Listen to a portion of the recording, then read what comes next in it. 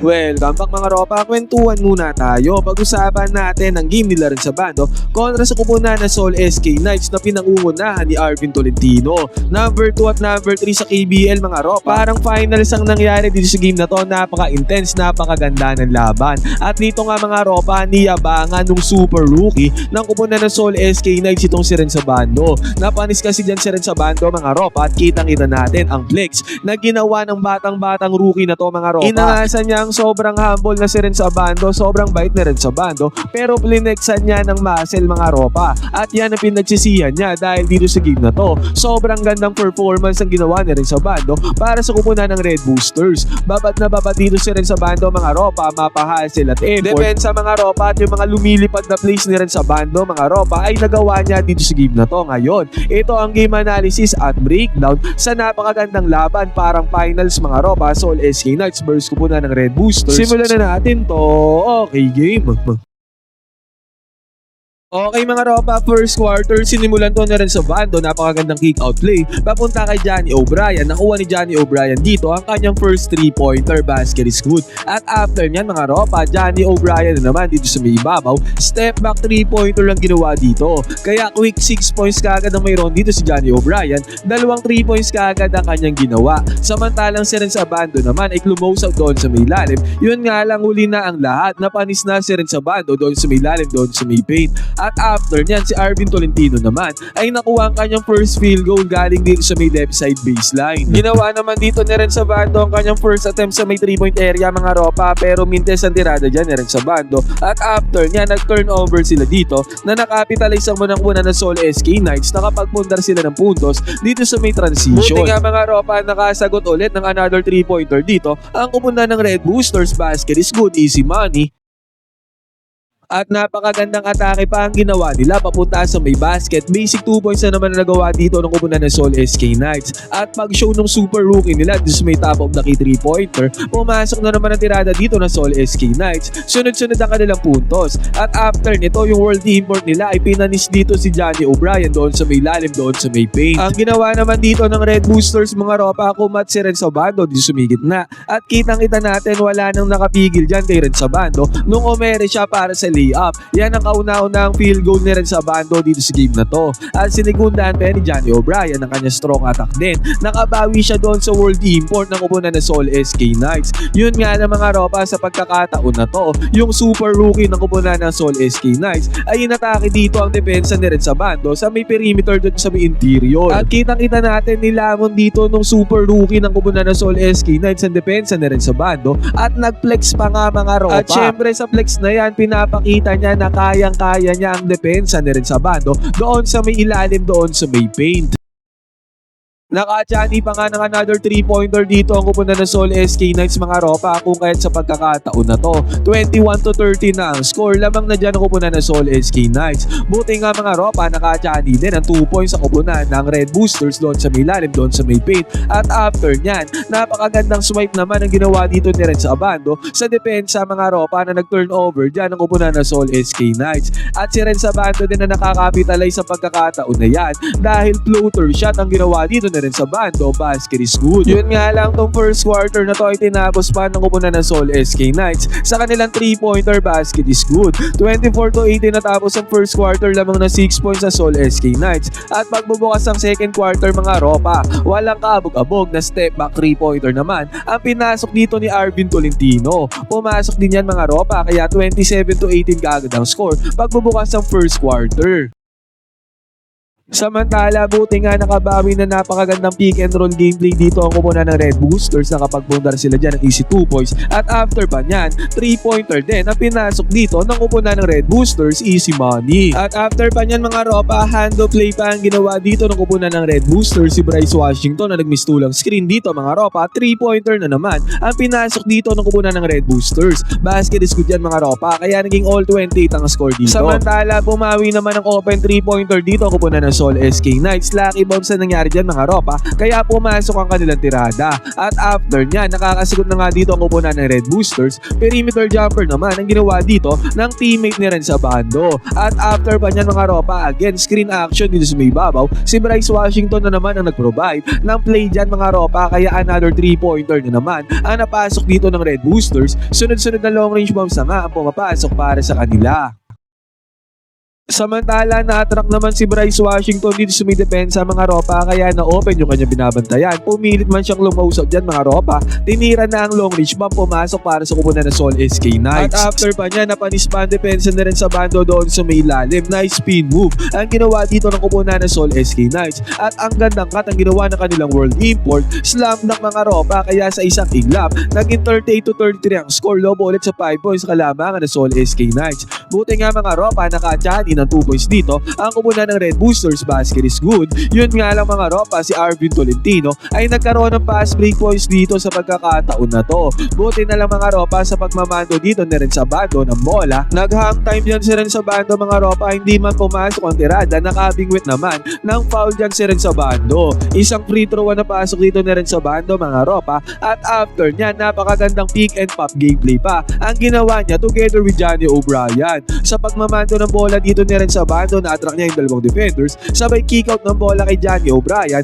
Pasok ang tirada dito ni Johnny O'Brien. Basket is good para sa kupunan ng Red Boosters.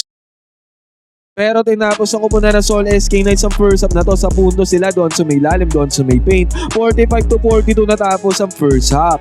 Napakagandang simula naman ang ginawa ng Sol SK Knights dito sa may third quarter mga ropa. Nakabaon kaagad sila dito ng long range bomb. Basket is good. At after nya, nag-mintes dito ang kupunan ng Red Boosters. Nagkaroon ng fast break transition points dito ang kupunan ng Sol SK Knights. Kaya quick 5 points kaagad ang kanila nagawa dito. At open look naman to para kay Renz Abando mga ropa. Napakagandang tira niyan. Yun nga lang sayang, nag-mintes para kay Renz Abando na nakapitalize na naman ang kupunan ng Sol SK Knights dahil nakakuha na naman sila ng puntos doon sa may ilalim, doon sa may paint. 52-45 ang score dito mga ropa, lamang ang kupunan ng Sol SK Knights. Buti nga mga ropa, natanggal dito ang drought ng kupunan ng Red Boosters sa may field goal. Nagkaroon sila ng pick and roll gameplay dito mga ropa. Napakalakas si Johnny O'Brien doon sa may lalim, nakakuha siya dyan ng puntos. At sa possession dito ng Sol SK Knights mga ropa, nakakuha na steal dito sila rin sa bando at na-foul dyan si rin sa bando. Take away foul dyan mga ropa, kaya ang nangyari dito, nagkaroon ng dalawang free throws si rin sa bando, isa ang pumasok at nagkaroon pa sila ng possession dito.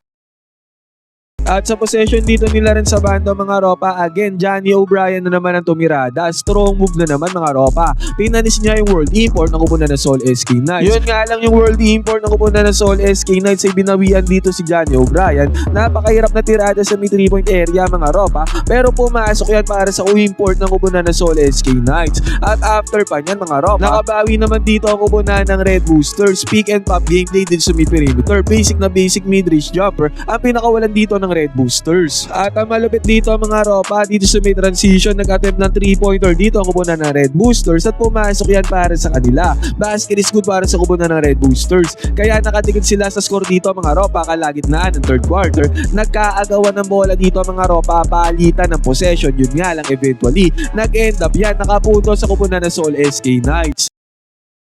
At ang nangyari dito, muntikan nang mawala ang bola kay Johnny O'Brien, pero nagawa niya ng paraan mga ropa. Top shot para kay Johnny O'Brien, pumasok, easy money. At after niyan mga ropa, nakachani pa ng teardrop shot dito ang kupunan ng Red Boosters. Basket is good. Yun nga lang mga ropa, pagka-kick out ng bola sa mid left side corner 3-pointer, nakabasket kaagad dito ang kupunan ng Sol SK Knights. Basic na basic. At sa pagkakataon na to, medyo inalat ang kupunan ng Red Boosters mga ropa, nagmimintes ang kanilang tirada, samantalang ang Sol SK Knights naman ay pumapasok ang mga tirada dito. At after nyan, another mintes na naman ang ginawa dito ng kupunan ng Red Boosters mga ropa. Buti na lamang nakachani ng 2 points dito itong si Renz Abando galing sa kanya magandang atake papunta sa may basket, easy bunny. Ang masaklap lang dito mga ropa, bigla ang naagawan si Renz Abando nung super rookie ng kupunan ng Sol SK Knights. Good defense, good recovery naman sa depensa ang ginawa ni Renz Abando dito sa may transition. Yun nga lang, napulot ng world import nila Arvin Tolentino yung bola at nakapag-convert siya dyan ng puntos. Tinapos ng kupunan ng Sol SK Knights ang third quarter na to.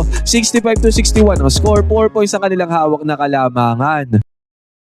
Nakakuha naman ng benamanong 2-pointer dito ang team nila Renz mga ropa pagbubukas sa 4th quarter. Yun nga lang agarang nakasagot ng left side corner 3-pointer dito ang kupunan ng Seoul SK Knights. At after nyan mga ropa, heto na medyo inalat na dito ang kupunan ng Red Boosters. Ang kanilang mga tirada mga ropa ay nagmiminte sa pagkakataon na to. Samantalang pagkagamit ng off-ball screen dito ng Seoul SK Knights, nakapagpundar sila ng paboard na tirada dito sa may perimeter. Napa-timeout dyan ang coach ng kupunan ng Red Boosters mga ropa, 70-63 ang score, lamang ng 7 points sa kupunan ng Seoul SK Knights.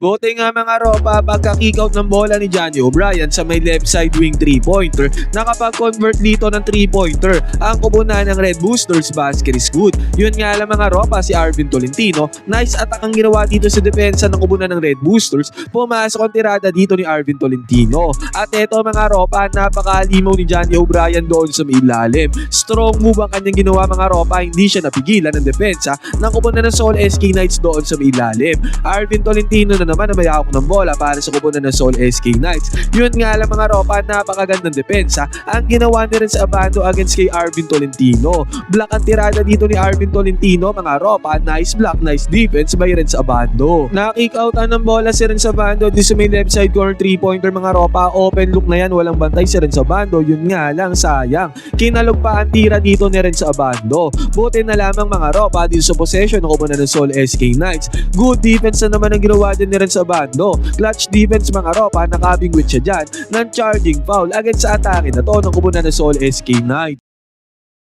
At dahil sa depensa na yun na rin sa bando mga ropa, si Johnny O'Brien ay nagkaroon ng clutch shot dito mga ropa. Pumasok ang tirada dito ni Johnny O'Brien, basket is good. At after nyan mga ropa, again, another great defense na naman ang ginawa dito. Nakukuha ng Red Boosters mga ropa dito sa may fast break si Renz Abando. Ang nakakuha ng easy 2 points dyan. Clutch 2 points mga ropa, basket is good para kay Renz Abando. Kung kahit sa pagkakataon na to sa isang iglap, naging 72-72 ang score mga ropa, tablado ang laro, napunta ang momentum sa kupunan ng Red Boosters. At after pa nga nyan mga ropa, good defense pa ang ginawa nila sa super rookie ng kupunan ng Seoul SK Knights. Sabay perimeter jumper dito sa may transition. Napangawakan ng kupunan ng Red Boosters ang alamangan, momentum ay napunta sa kanila. At ang malupit dito mga ropa sa atake ni Johnny O'Brien sa may 3-point area, na foul pa siya dito. 3 free throws ang ginawa din ni Johnny O'Brien sa kasamaang palad. Isa lang ang pumasok na free throw dito para kay Johnny O'Brien. Samantala, nakapagpundar naman ng perimeter jumper ang kupunan ng Seoul SK Knights, basket is good. At nakabawi din ng 2 points dyan ang kupunan ng Red Boosters. Yun nga lang mga ropa, nakakuha ng 3-pointer dito ang kupunan ng Seoul SK Knights. At dahil dyan, tablado ang laro dito sa crucial moment ng laro. Naging all 77 ng score mga ropa, at heto na, nagkapalitan na mintes ang dalawang kupunan. Mintes ang tirada dyan ang kupunan ng Red Boosters at nagmintes din ang tirada dyan ang kupunan ng Seoul SK Knights. Another mintes na naman ang ginawa dito ng kupunan ng Red Boosters mga ropa, at heto na, dito sa one shot fake ng kupunan ng Seoul SK Knights, pumasok ang kanilang sobrang clutch na 3-pointer, at dahil dyan naging 80-77 ang score, napangawakan nila ang kalamangan. Ang masakap dito sa Red Boosters mga ropa, nagkaroon sila ng violation dito sa possession nila. Buti nga mga ropa, na backcourt violation din dito ang kupunan ng Seoul SK Knights, pero take note, segundo na lang ang natitira dito sa may game na to. Bumalik ang possession sa kupunan ng Red Boosters mga ropa. Game tying 3-pointer mga ropa ay nagmintes para sa kupunan ng Red Boosters, at eventually mga ropa, doon sa may dulo nagkaroon pa nga sila dito ng full court shot para itabla ang laro. Yun nga lang, mintes na ang tirada dyan ng kupunan ng Red Boosters. 80-77 natapos ang crucial game na to sa pagitan ng dalawang malakas na kupunan mga ropa. Magandang performance na naman ang pinakita dito na rin sa bando. Yun nga lang mga ropa, sa kasamaang palad, talo sila ko na sa kupunan nila Arvin Tolentino. Ngayon mga ropa, ano masasabi nyo sa performance dito na rin sa bando at Arvin Tolentino? Napakagandang laban ito mga ropa, parang play-off matchup. Pwede kayo mag-comment dyan sa Ban Opinion, magkwentuhan tayo.